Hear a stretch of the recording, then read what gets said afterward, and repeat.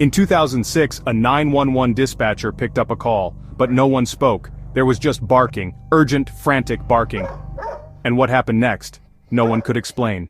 The 911 dispatcher tried to speak, her voice steady but tinged with concern as she listened intently to the chaotic sounds on the other end of the line.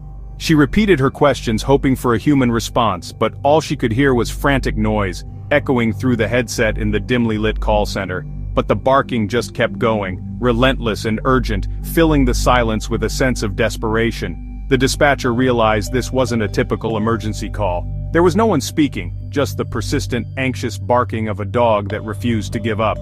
The call was traced to a home in Phoenix, Arizona, where the address popped up on the operator's screen. Officers were dispatched immediately, racing against time, unsure of what they would find but knowing that something was terribly wrong. Officers arrived to find a woman collapsed on the floor, unconscious and unresponsive.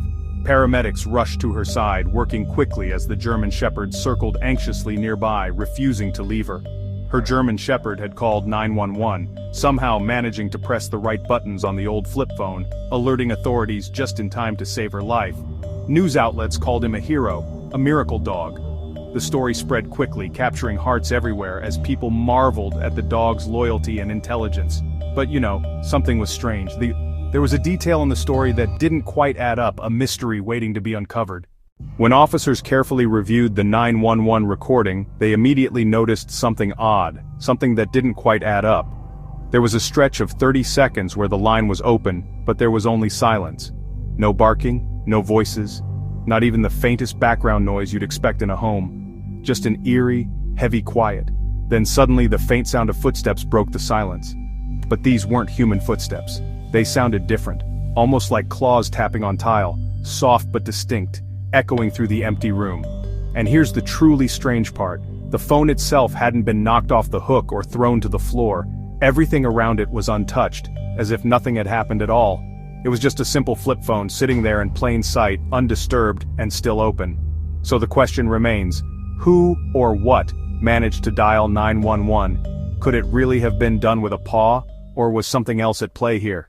Some believe the dog was specially trained to call 911 in case of emergencies, a testament to the intelligence and loyalty of service animals.